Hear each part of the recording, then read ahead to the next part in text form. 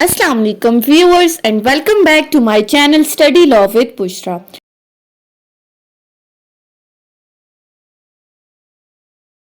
So in today's video we are going to discuss section 10 and section 11 of Specific Relief Act 1877. But before starting the discussion, I request you all to please subscribe to my channel and don't forget to press the bell icon for latest updates. Do share this video with your friends and don't forget to comment your feedback. So let's move towards the discussion. अपनी last video में हमने discuss किया था recovery of possession of specific immovable property, जिसमें हमने section 8 और section 9 को detail में डिस्कस किया था। आज की इस वीडियो में हम डिस्कस करेंगे कि recovery of possession of movable property के किस अनुकूला जायदाद के कब्जे की रिकवरी किस तरह से की जाती है। सेक्शन 10 और सेक्शन 11 इसके साथ डील करते हैं। हम one by one in sections को इन डिटेल डिस्कस करेंगे। सो स्टार्ट करते हैं सेक्शन 10 से। सेक्शन 10 के अगर हम टाइटल को देखें तो टाइटल कहता है recovery of specific movable property. अब यहां पर वर्ड यूज हुआ है स्पेसिफिक मूवेबल प्रॉपर्टी का। स्पेसिफिक से मुराद क्या है कि कोई मखसूस मूवेबल प्रॉपर्टी, कोई खास किस्म की मनकूला जायदाद, ऐसी प्रॉपर्टी जिसको आइडेंटिफाई किया जा सकता है, जिसको असर्टन किया जा सकता है। हमें पता है कि कौन सी प्रॉपर्टी के बारे में बात की जा रही है, किसी खास प्रॉपर्टी के बारे में जिक्र किया जा रहा है। सो सेक्शन 10 की अगर हम लैंग्वेज को देखें तो ये कहता है अ पर्सन इंटाइटल्ड। पहली बात वही आ गई कि ऐसा बंदा जिसके पास टाइटल है, जो टाइटल होल्ड करता है, जो ऑनरशिप रखता है, who is the owner of the property, जो किसी प्रॉपर्टी का ऑनर है। अब किस प्रॉपर्टी का? To the possession of specific movable property. ऐसा बंदा जो इंटाइटल्ड है किसी मूवेबल प्रॉपर्टी की पोजेशन के लिए, तो वो क्या कर सकता है? May recover the same in the manner prescribed by code of civil procedure code. ऐसा बंदा जो किसी मूवेबल प्रॉपर्टी की पोजेशन के लिए इंटाइटल्ड है, वो इसको रिकवर कर सकता है बिल्कुल सेम प्रोसीजर के थ्रू जो सीपीसी में बताया गया है। वही बात जो हमने सेक्शन 8 के अंदर डिस्कस की थी, इसकी बिल्कुल वही सेम वर्डिंग है कि सीपीसी में जो तरीकाकार बताया गया है उसके अकॉर्डिंग आप पोजेशन की रिकवरी कर सकते हैं। दैट मीन्स आपने प्लेन फाइल करनी है, उसका रिटन स्टेटमेंट आएगा, उसके बाद इश्यूज फ्रेम होंगे, एविडेंसेस रिकॉर्ड होगी and in the end decision हो जाएगा। अब इसी सेक्शन 10 के अंदर कुछ एक्सप्लेनेशंस दी गई हैं और वो एक्सप्लेनेशंस क्या कहती हैं, सबसे पहले हम देख लेते हैं एक्सप्लेनेशन 1 को। Explanation 1 states that a trustee may sue under this section for the possession of property to the beneficial interest in which the person for whom he is trustee is entitled। अब यहां पर बात की गई है trustee की, जिसका कोई बेनिफिशियल इंटरेस्ट है, तो वो प्रॉपर्टी की पोजेशन की रिकवरी किस तरह से कर सकता है। सो इसको अगर हम एक एग्जाम्पल के थ्रू समझें तो हमें इजीली समझ में आ जाएगा कि ये ट्रस्टी का बेनिफिशियल इंटरेस्ट किस तरह से है।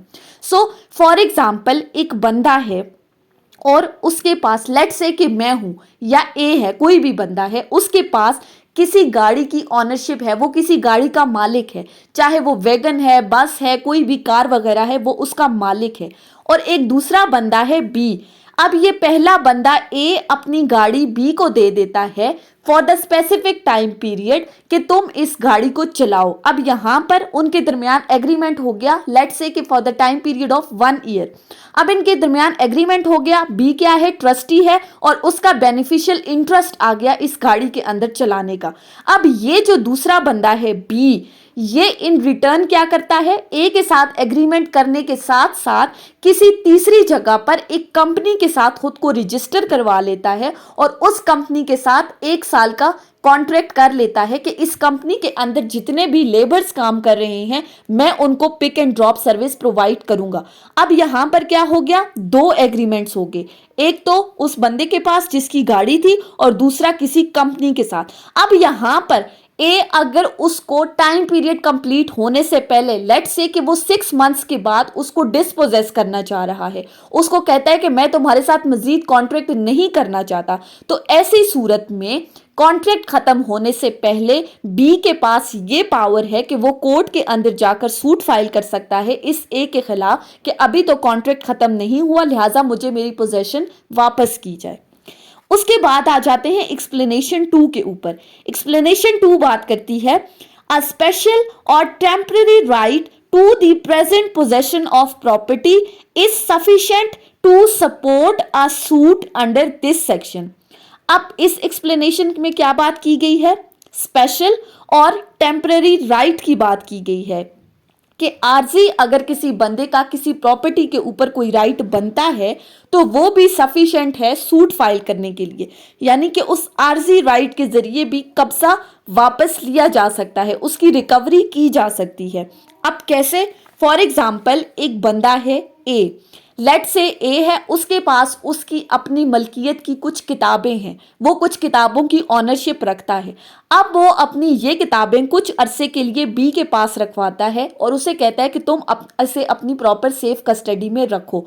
बी से क्या हुआ? कुछ अरसे बाद ये किताबें गुम हो गई, बी ने इन किताबों को लूज कर लिया और ये जो किताबें गुम हुई तो ये किसके हाथ लग गई? एक तीसरा बंदा था सी, उसको ये किताबें मिल गई। बी को जैसे ही पता चला कि ये बुक सी के पास है तो वो सी के पास गया और उससे डिमांड करता है कि तुम मुझे ये बुक्स वापस करो, लेकिन सी इन रिटर्न क्या करता है? वो इनकार कर देता है। अब यहां पर जिसके पास बुक्स रखवाई थी उसका क्या हुआ? उन बुक्स के ऊपर टेम्पररी राइट तो क्रिएट हो गया, तो ये टेम्पररी राइट सफिशिएंट है कि वो सी के अगेंस्ट सूट फाइल कर सकता है for the recovery of possession of that book which was given to him by the A. यानी कि जहां पर किसी बंदे का टेम्पररी राइट भी क्रिएट हो जाता है तो वो भी इनफ है कि आप पोजेशन की रिकवरी के लिए सूट फाइल कर सकते हैं, जैसा कि इस एग्जांपल में बी का टेम्पररी राइट क्रिएट हो गया था तो वो सी के अगेंस्ट सूट फाइल कर सकता है। अब मजीद अगर हम इसको किसी और एग्जांपल से समझें तो हम ये देखते हैं, फॉर एग्जांपल ए एक बंदा है जिसके पास कुछ ज्वेलरी रखी है और वो ये ज्वेलरी किसी सुनार की दुकान पर, किसी ज्वेलर शॉप पर जाता है और उसको दे देता है, उसको के पास गिरवी रखवाता है और इन रिटर्न उससे कुछ कर्ज ले लेता है। अब यहां पर क्या हुआ? ए के पास ज्वेलरी की ऑनरशिप भी थी और उसने पोजेशन ट्रांसफर कर दी बी यानी कि ज्वेलर शॉप पे जो बंदा बैठा हुआ है उससे लोन लेने के बाद उसने अपनी ज्वेलरी की पोजेशन बी को दे दी। अब इन रिटर्न कुछ अरसे बाद क्या हुआ? ए एक सूट फाइल कर देता है बी के अगेंस्ट और कोर्ट में ये जाकर डिमांड करता है कि मुझे मेरी इस ज्वेलरी की पोजेशन वापस की जाए। तो ये जो उसका सूट होगा ये डिसमिस हो जाएगा क्योंकि ए अब पोजेशन के लिए इंटाइटल्ड नहीं है। अगर तो उसको पोजेशन वापस कर दी जाएगी तो वो जो बी का लोन है वो रिटर्न नहीं करेगा। यहां पर अब ज्वेलर शॉप का यानी कि बी का टेम्पररी राइट क्रिएट हो गया पोजेशन के ऊपर, तो ऐसी सूरत में जो ए ने सूट फाइल किया है वो डिसमिस हो जाएगा, वो उस पोजेशन की रिकवरी के लिए सूट फाइल नहीं कर सकता क्योंकि अब इसके ऊपर बी का राइट क्रिएट हो गया है। सो सेक्शन 10 में क्या बात हुई कि आपने स्पेसिफिक मूवेबल प्रॉपर्टी की पोजेशन की रिकवरी किस तरह से करनी है। नेक्स्ट सेक्शन है हमारे पास सेक्शन 11। सेक्शन 11 क्या बात करता है? Liability of person in possession. पहली बात, एक बंदा जिसके पास पोजेशन है उसके ऊपर क्या लायबिलिटी है? Not as the owner to deliver to a person entitled to immediate possession. अब सेक्शन को समझने से पहले हमने इसके टाइटल को समझना है कि टाइटल क्या कह रहा है। टाइटल बात कर रहा है लायबिलिटी की, रिस्पॉन्सिबिलिटी की, जिम्मेदारी की, किसी ऐसे बंदे के ऊपर जिम्मेदारी जिसके पास पोजेशन है लेकिन वो उस प्रॉपर्टी का ऑनर नहीं है, मालिक नहीं है, सिर्फ उसके पास उस प्रॉपर्टी का कब्जा है। तो जब उससे एक्चुअल ऑनर इस पोजेशन की डिमांड करेगा तो इस सेक्शन के अंडर उस बंदे पर जिम्मेदारी आयद हो जाती है कि वो उस एक्चुअल ऑनर को इस प्रॉपर्टी की पोजेशन डिलीवर करेगा। सेक्शन 11 के डायरेक्ट लैंग्वेज को देखें। Any person having the possession और control of the particular article of movable property, कोई ऐसा बंदा जिसके पास किसी स्पेसिफिक मूवेबल प्रॉपर्टी की पोजेशन या कंट्रोल है of which he is not the owner, जो कि मलकियत नहीं रखता, मालिक नहीं है, may be compelled specifically to deliver it to the person entitled to its immediate possession। तो वो ड्यूटी बाउंड है, उसको कंपेल किया जा सकता है कि वो इस प्रॉपर्टी के एक्चुअल ऑनर को इसकी पोजेशन डिलीवर करे any of the following cases. लेकिन इस सेक्शन के अंदर कुछ सर्कमस्टांसेस, कुछ सिचुएशंस एक्सप्लेन की गई हैं कि किन सिचुएशंस के अंदर ये सेक्शन लायबल होगा। सबसे पहली बात, when the thing claimed is held by defendant is the agent or trustee of the claimant, जहां पर किसी बंदे के पास पोजेशन है किसी प्रॉपर्टी की एज अ ट्रस्टी, तो अगर वो ट्रस्टी के तौर पर उसके पास पोजेशन है तो वो ड्यूटी बाउंड है कि वो पोजेशन उसके एक्चुअल ऑनर को रिटर्न करेगा। बिल्कुल इसी तरह से जैसे अगर आपको याद हो तो हम वही गाड़ी वाली एग्जांपल ले लेते हैं जो कि हमने सेक्शन 10 में डिस्कस की थी कि एक बंदा है जो कि गाड़ी का मालिक है, वो ट्रस्टी एक ट्रस्ट के तौर पर प्रॉपर्टी दूसरे बंदे को अपनी गाड़ी दे देता है कि वो इसको जो है वो एक अरसे तक चलाएगा, और जब वो अरसा कंप्लीट हो जाता है और उसका वो ट्रस्टी उसकी गाड़ी वापस करने से इनकार कर देता है, तो इस बंदे के पास ये राइट है, इस एक्चुअल ऑनर के पास ये राइट है कि वो कोर्ट के अंदर सूट फाइल कर सकता है और सूट फाइल करने के बाद वो उस ट्रस्टी से अपनी गाड़ी की पोजेशन की रिकवरी कर सकता है। सेकंड आ जाता है, when the compensation in money would not afford the Clement adequate relief for the loss of the thing claimed. बाज़ औक़ात मूवेबल प्रॉपर्टी की सिचुएशन इस तरह से आ जाती है, उसकी कंडीशन इस तरह से होती है, नोयत इस तरह से होती है कि उसके अंदर कोई एडिक्वेट रिलीफ कबूल नहीं किया जाता और ना ही कोई अल्टरनेटिव रिलीफ क्लेम किया जाता है, बल्कि यही कहा जाता है कि जो प्रॉपर्टी जिस तरह से उस बंदे को दी गई थी सेम टू सेम वो वही चीज़ डिमांड कर रहा है कि मेरी वही चीज़ मुझे बिल्कुल उसी हालत में वापस लौटाई जाए। यहाँ पर वो डैमेजेस क्लेम नहीं कर रहा बल्कि वो अपनी प्रॉपर्टी को असल हालत में वापस मांग रहा है। कोई अल्टरनेटिव रिलीफ भी क्लेम नहीं हो रहा, कोई एडिक्वेट रिलीफ भी एक्सेप्टेबल नहीं है, सिर्फ जो चीज़ दी थी वही चीज़ वापस चाहिए सेम टू सेम उसी कंडीशन में।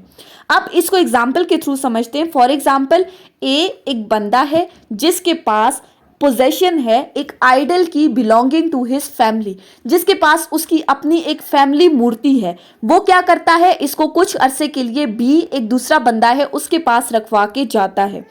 अब कुछ अरसे बाद ए वापस आया बी के पास और उसने बी को कहा कि तुमने जो सेफ कस्टडी में ये मेरी मूर्ति रखी थी तुम इसको मुझे वापस कर दो। अब यहाँ पर बी क्या करता है, वो टाल मटोल से काम लेता है और वो उसको कहता है कि मेरे पास वो मूर्ति नहीं है उस हालत में। तो ऐसी सूरत में ए के पास क्या राइट बनता है, वो कोर्ट में जाएगा, कोर्ट के अंदर सूट फाइल करेगा और सूट फाइल करने के बाद वो कोर्ट से डिमांड करेगा कि कोर्ट इस बंदे को ऑर्डर करे कि जिस हालत में मैंने इसे मूर्ति दी थी मुझे ये मूर्ति बिल्कुल उसी हालत में रिटर्न करे, क्योंकि मूर्ति क्या थी, उसकी फैमिली बिलोंगिंग्स थी, वो एक ऐसी चीज थी जिसकी वो वर्शिप करते थे। अब उसका अल्टरनेटिव तो एक्सेप्टेबल नहीं है, तो वो कोर्ट को कहेगा कि इसको ऑर्डर किया जाए कि मेरी जो मूर्ति है मुझे सेम कंडीशंस में वापस की जाए। तो फिर यहाँ पर वो बंदा ड्यूटी बाउंड होगा कि वो इसकी प्रॉपर्टी को बिल्कुल उसी तरह से इसकी पोजेशन उसे डिलीवर करे। उसके बाद आ जाते हैं थर्ड सिचुएशन के ऊपर। थर्ड सिचुएशन क्या कहती है, when it would be extremely difficult to ascertain the actual damage cause by its loss. अब यहाँ पर बात हो रही है कि जहां पर किसी मूवेबल प्रॉपर्टी यानी कि किसी मनकूला जायदाद के तबाह होने का, उसके डैमेज होने का अंदाजा लगाना टोटली इम्पॉसिबल हो। उसके बाद है फोर्थ सिचुएशन। फोर्थ सिचुएशन क्या कहती है, when the possession of thing claimed has been wrongfully transferred from the claimant, कि जहां पर आपने अपनी एक प्रॉपर्टी किसी के पास रखवाई थी एज ट्रस्ट, आपने किसी को अमानत के तौर पर कोई मूवेबल प्रॉपर्टी रखने के लिए दी और दूसरा बंदा इन रिटर्न इस मूवेबल प्रॉपर्टी को फर्दर किसी और बंदे को ट्रांसफर कर देता है, तो ऐसी सूरत में भी इस सेक्शन के अंदर आपको ये राइट दिया गया है कि आप उस बंदे के अगेंस्ट सूट फाइल कर सकते हैं और कोर्ट में जाकर फिर आप अपनी प्रॉपर्टी की पोजेशन की रिकवरी हासिल कर सकते हैं। एक्चुअल ऑनर को ये राइट दिया गया है कि वो सूट फाइल करके पोजेशन रिकवर कर सकता है। सो सेक्शन 11 बेसिकली क्या बात करता है, सेक्शन 11 लाइबिलिटी बताता है किसी ऐसे बंदे के ऊपर जिसके पास किसी प्रॉपर्टी की पोजेशन है, ऑल्दो वो एक्चुअल ऑनर नहीं है, लेकिन जब उससे एक्चुअल ऑनर इस प्रॉपर्टी की पोजेशन को डिमांड करेगा तो वो ड्यूटी बाउंड है कि एक्चुअल ऑनर को पोजेशन डिलीवर करेगा। So that was the whole discussion on section 10 and 11 of of specific relief act. I hope कि आपको ये लेक्चर समझ में आया होगा अगर आपने इस वीडियो को अटेंटिवली सुना है तो। अगर आपको ये वीडियो अच्छी लगी है तो इस वीडियो को लाइक करें, कमेंट करें, चैनल को जरूर सब्सक्राइब करें। Thank you so much for watching. Till then, अल्लाह हाफिज।